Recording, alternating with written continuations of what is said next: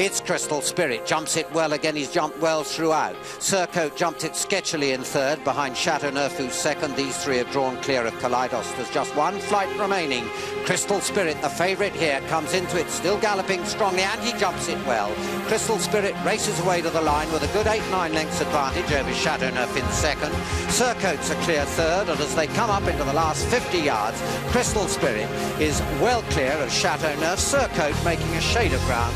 But Grey Shot, set alight now by Tony McCoy, has broken about 8 lengths clear from Wise King, coming out after the leader, but still has a lot to do, particularly if Grey Shot can jump the last okay. Coming down towards it, Grey Shot runs down it, puts himself right, gets close. The heart's fluttered, but the horse picked his nose up and ridden out about 7 clear from Wise King. Blowing Wind putting in his best work at the finish. The major error at the last, the only blemish, as Grey Shot retains his unbeaten record over fences, and Tony McCoy rides his 150th winner of the season. Toby, as is often the case, national hunt trainers are dealing with very different types of animals. And I mean, you were quoted as saying racing for you is a way of life. You're as obsessed with racing then in the past as you are now. In fact, to the day you pass away, you will be living and breathing the sport. But you've dealt with quirky animals, your Grand National winners. Tell us about Highland Wedding, who won the Grand National in 1969. A horse, I believe, didn't really fancy even going up on the gallops much. He was a character, but he was interesting. I mean, he wasn't a thoroughbred, or let's put it this way, I mean, I think I bought him off someone called Peter Calver, who was probably one of my very best friends and a very reputable vet. I don't know whether he was reputable actually, but a very good vet. And he came to my attention, and I was an avid race goer. I rarely missed, but anyway, there was one of the soldier races was run at Sandown, and I watched this race on television, and there was a horse running in the race that it was very obvious that it wasn't wanted. And P. Calver rode it himself. Not off in our phraseology, are we saying here? Not off. Non-trier. Not wanted that day, anyway. Yeah. Not wanted that Can't day. believe that doesn't happen. And Does it, Andrew? Distinct word. And I watched it, and I saw it, and it was a rubbish race. It was the Artillery Gold Cup. I think someone called Franey Matthews rode the winner on a crap horse. And this black thing came flying through, and P. Calver couldn't pull it up till down in the far corner. And so I thought, and it was trained literally, it was trained in Wilton, which was next door to me. I go and buy him, and we paid not a fortune, but you know, nice money for a struggling veterinarian with a half-breed of his own that he'd invented. He was I think he was probably by question, and I'm not sure that the dam ever got registered, and if it did get registered, it was a figment of P. Calver and Sandy Love, who was a great friend of his and a vet up in Scotland's imagination. I think they invented Highland Wedding's pedigree, truthfully. But there were some good, well-known half-breeds that succeeded jumping, of which one was Highland Wedding, obviously. Anyway, I get him, and I'm pleased with everything he's doing to such a degree that I made absolutely sure that poor D. Jackson, who bought this horse to ride, never got a ride on him. And Owen McNally rode him in all of his first season. Not to great success, but we made him. And he was a very quirky individual with a quaint pedigree, but he had the heart of a lion and was an out-and-out stayer with a little bit of speed. I used to work him, I never had a 2-year-old that could beat him over 4 furlongs. Not that that meant a lot in those days, but you know, they were flatbred horses, and he got a bit of toe. And he was a funny bugger to train, but in that, you know, half the time you had to seduce him onto the gallops and to do his work, but he did it. In fact, in one of his nationals, he was very slow to start. He was a horse, and then I sold him on. David Jackson said to me, "Toby, it's very obvious that you don't want me to ride this horse have you got another owner for him? And I said, well, I'm sure I can find another owner for him. Yes, thank you very much. You know, we were friends. Yeah. And so I sold him to a Canadian group, telling them that he would win the National. I said, I've got a horse here, Charles Burns, Yes. will win you a National. You know, big gob, a lot of noise, will win a National.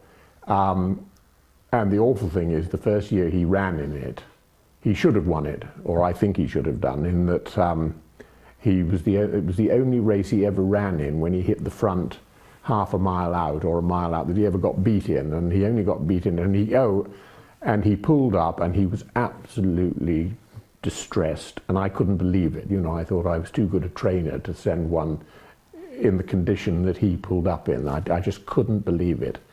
And when we got to him, we found that he'd actually totally turned the shoe on its axis. I, in my wisdom, ran him in steels, and probably not even light steels. I thought he needed a bit of grip and support. I was an ignorant bugger in those days. Anyway, it was obvious to me why he hadn't won, so we forgave him. But then it took another Where did he finish? Oh, he finished sixth. Sixth or seventh. Yeah. Or something. Yeah. As I say, he hit the front at what's the last ditch? Too far out. And I thought, yeah, you know, this one's won. Anyway, he didn't win.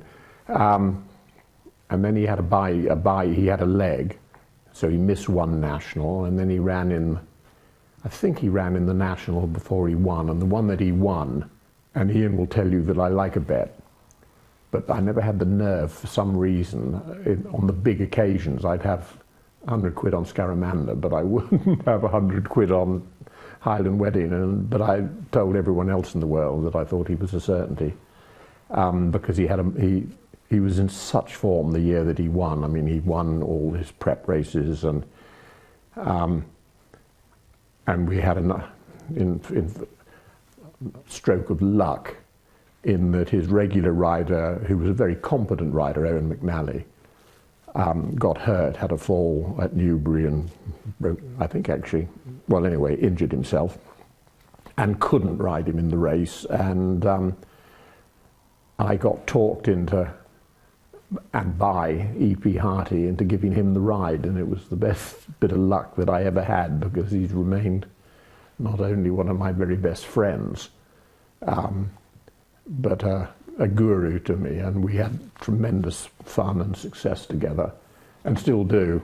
He's one of the amazing characters of racing, and he's what racing's made up of. You know, you could sit him here, and he would talk to us for 2 hours and never repeat himself, and tell you something salient.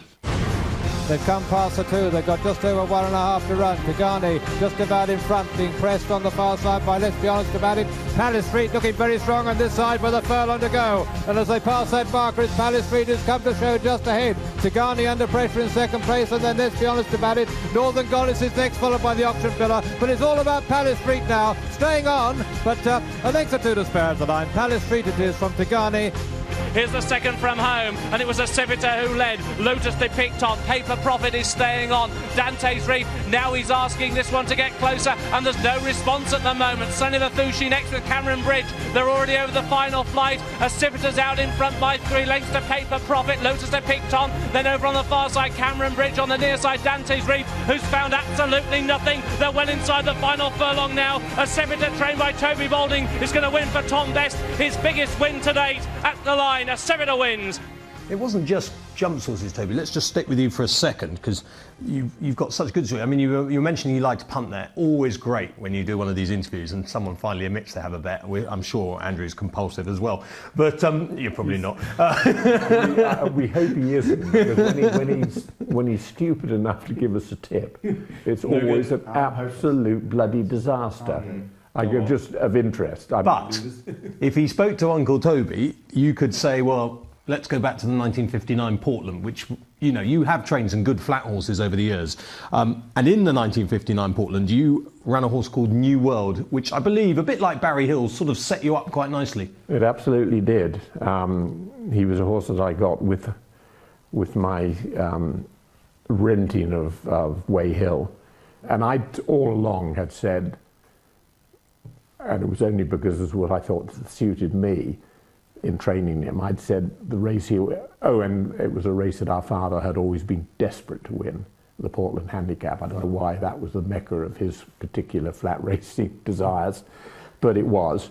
And so I obviously inherited this and I said, I'll win you the Portland Handicap with him. That's what I'm aiming at. Anyway, he had his runs, Lock-Inge, another condition race, the Wokingham where he had about 9-10, the Stewards Cup where he had about 8-10, and I think I'm right in saying that Garni Bugor rode him, who'd never ridden Goodwood, and got totally done up on when they concertina 3 out or 2 out or whatever it is, and dropped back and finished, you know, in the ruck, but well, and pleased me. And I all the while was saying Portland Handicap, and the weights for the Portland come out, and he had 7-3. And I couldn't believe it. I couldn't believe it. And I Christmas has come early. And particularly and he was a bugger at home. I mean, when he got well, he'd be loosing jockeys off like shelling peas. You know, Owen used to have to ride him mainly, and Bill Palmer, who was Ian's head lad at one stage. But how did he ever get in the Portland at 7-3? Can't I think. mean, these days he wouldn't. No, they wouldn't have dropped got him. in, You know, they suddenly dropped him. So who rode him? Mickey Greening. Mickey Green. Who was another one of my heroes. I adored him. He still lives. Mickey Greening, somewhere in Newmarket. He was Gavin's, Richard Gordon's man. And I can't remember. Did he win easily or? He beat Right Boy, who was the star of his day, sprinter. What price did you get? 33 to 1. No way. 33 to 1. And I did it in cash. Cara came up with me, and prior to the race, he'd gone and suddenly come out in ringworm all over him. And I thought, oh, Jesus. And ringworm, you know, there was no reason why it should stop him running. Well, it should have stopped him running. I mean, he shouldn't have been allowed on the race course. And I remember it was at the start of when we used to put those pads on horses. And so poor Cara, who wasn't a good traveller anyway, spent the whole time going to Doncaster sewing things together so that I could hide him. It is ringworm. And I'll never forget, someone called John Christian was the stipe of the day, and a friend, I mean a great supporter of mine and a great help to me. And I see him coming across the paddock and I think, oh, Jesus Christ, you know, he's not going to allow this horse to run, you know. And he walks over to me and he said, Toby, he said, I cannot believe how well that horse looks now. And I said, thank you, John, very much. And if you'd seen under this bloody pad that I put all over him. Yeah. Anyway, he won it. Did you get the cash home, right? Yep. Yep. How do you feel when that crosses the line in a race like that? Is it about winning the race, or are you shaking thinking about what you've just won? Achieved. No, the whole thing was an achievement, you know, and it's what it's all about. It's what we do.